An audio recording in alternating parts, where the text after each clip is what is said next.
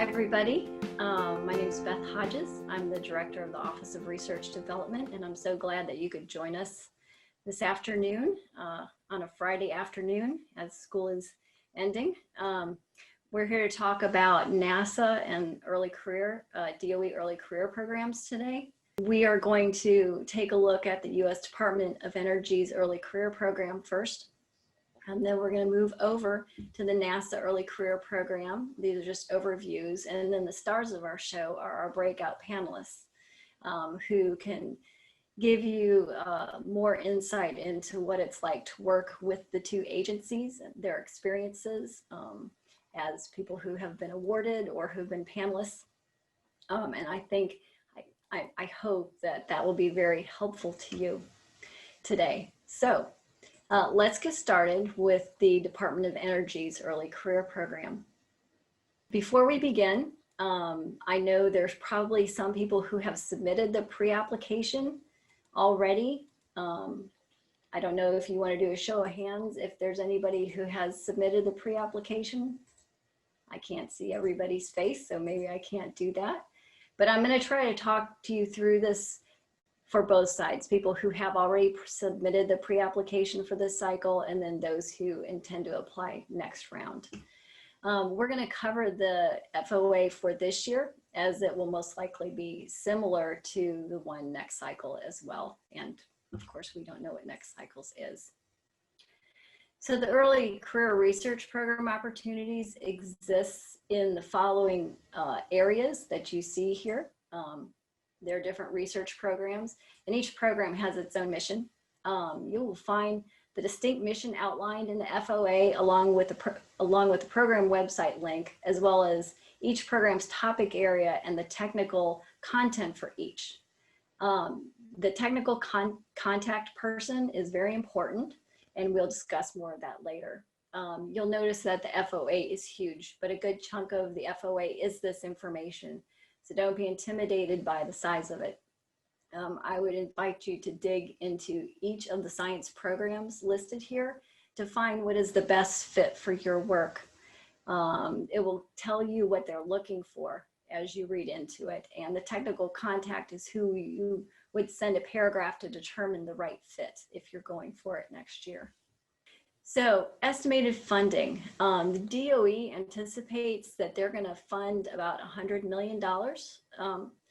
So that's a lot of money, and we'll look to see what that means for you. So the ceiling and the floor, you will notice, are both the same. There's $750,000 over 5 years, and that funding can fluctuate in 1 year to the next. And I hope if anybody who has been through this has any information, you can share this in the breakout in more detail if you've gone through this before. But that's your estimated funding. And then as far as how many they'll fund, it says that they anticipate to fund about 65 awards, but keep in mind that they also fund national laboratories. So right now they're looking at about 45 university awards each year. But the exact number would depend on if they feel there are enough meritorious proposals. So it doesn't mean they have to fund that number, but that's what they're thinking they will be funding. Are you eligible? So to be eligible, you could not have received an early career award in the past, just like NSF career. No more than 10 years can have passed between the time you received your PhD.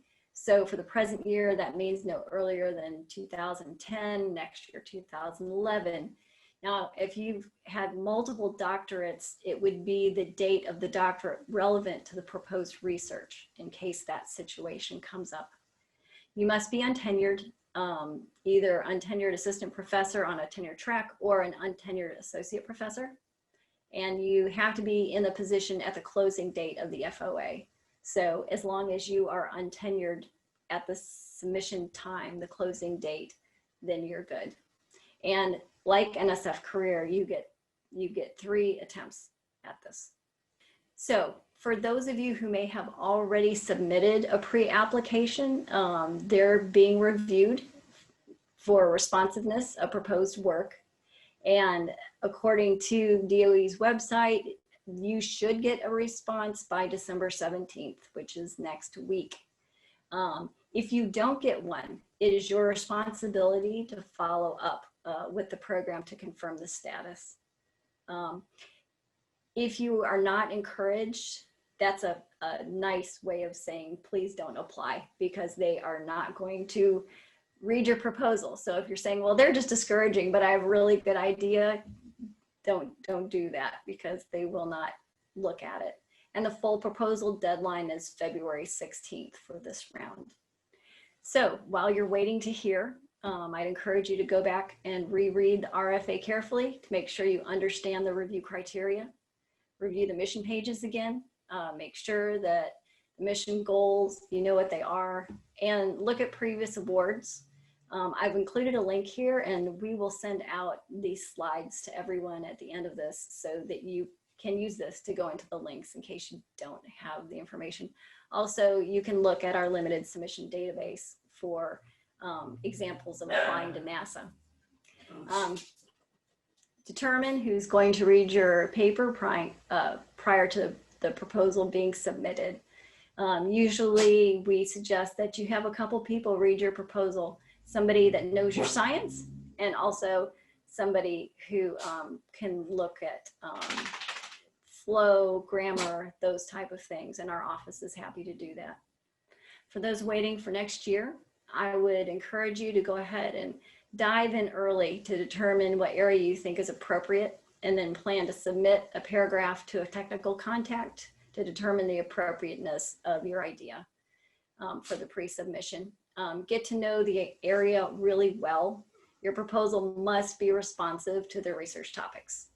And know the pre-application criteria, and it's the same criteria, I believe, is what is on the application, which is responsiveness to the objectives, scientific and technical merit, appropriateness of the proposed research approaches, likelihood of impact, and ensuring a diverse pool of applicants. You will need to have relevant publications. So that's something, if you're waiting until next year, you can start thinking about now as well. If you can publish now, if you haven't, this is a good time to work on those type of things. Review some pre-submissions if possible. I don't know that we have any, but I will try to find some if anybody is interested. And just as a reminder, the pre-application may not exceed 3 pages. So you have a little bit of time to get in all of the information that they're going to need to know that you're a good fit. Lastly, just some other things to remember. They're looking for specific people, so you need to show them that you're somebody they want. Remember, there are no co-PIs, only unfunded collaborators, no letters of recommendation or letters from department chairs. Again, an example of a successful proposal is available on our successful proposal database, thanks to one of our panelists. And finally, the merit review criteria is important, as I said, to both the pre-application and the full application. So we're not going to break out into our panels until we finish both looking at DOE and NASA, this introduction. But I will tell you, we have 2 outstanding people with us, faculty members who will be in this panel discussion. We have Dr. Harrison Prosper, who's the Kirby Kemper Endowed Professor of Physics, and also Dr. Rachel Yohei, Assistant Professor from the Department of Physics. So we are so glad you are both here and can help out. I think, you know, most of what they want to hear will be from our panelists. So I'm so excited to have you both here. Now we're going to switch gears, and I'm just going to give you a brief introduction of the NASA Early Career Award. So NASA has 4 directorates. I'm not going to read them all to you, but tell you that this program is in the Space Technology Mission Directorate, STMD. Under STMD, there are the ROSES programs. You've probably seen those if you've thought about applying for NASA. And then there's the Research Development Demonstration Initiative, READY programs. And so that is where you'll find this. I have to tell you, NASA can be a little tricky in finding things. It was not easy to find all of the information for NASA. So don't be surprised if that happens for you. So what is NASA looking for? The interesting thing about NASA is the answer to that changes every year. So they seek proposals that plan to pursue innovative early stage space technology research, but exactly what they're looking for changes. So I've put on this slide an example of what they are looking for in 2020 and what they look for in 2019. You can see robotics was in both, but things change. And I think that's important to note because I've worked with a lot of people with NSF career, and sometimes they'll say, oh, I think I'm going to wait till next year to apply because I'll be in a better place. Well, with NASA, it may not fit next year. So think about that. If you see that the topics line up real well with what you're doing, it could be it's time to apply because that window may not be there in the future. So who's eligible? Again, untenured assistant professors on the tenure track. Again, no co-PIs, and you must be a US citizen. And funds are up to $200,000 a year for up to 3 years. So important dates. This is the 2020 schedule because they have not released, at least not that I can find, the 2021 schedule. The release date was February 5th of last year, and the notice of intent was due the 26th. So to me, that says you need to really pay attention because your window is extremely small for the letter of intent. Your proposal is due 2 months, 2.5 months after that. So it's not a lot of time. They select and notify in August. So this is a fairly quick turnaround. I wanted to give you some examples of what has been funded previously. And like I said, you're going to have these slides, so I can share these with you and you can click on them. These are different awards that were made last year. And these, when you click on them, you'll get the quad charts and the abstracts, which I think can be very helpful to see. So some things to consider. Your research must be very closely related to the mission. And when I mean very closely, I mean it has to be on it, not kind of near it, but it has to be exactly something that they think will answer their question they're looking for. They're very mission critical. It can be fundamental science, but it's got to solve a problem that they have. And they need to know how your research will advance their science and their needs. From what I understand, and maybe our folks can tell me more about this, that they do not have program managers to talk to beforehand. You know, with the other program we just spoke of and with NSF Career, we tell people, you know, put together a paragraph and send it to the program officer to make sure this is a right fit. From what I understand, you don't have that opportunity here. So keep that in mind. Then when you submit, no discussion ahead of time, but if you get awarded, there will be a NASA scientist you'll work with and you will visit NASA yearly.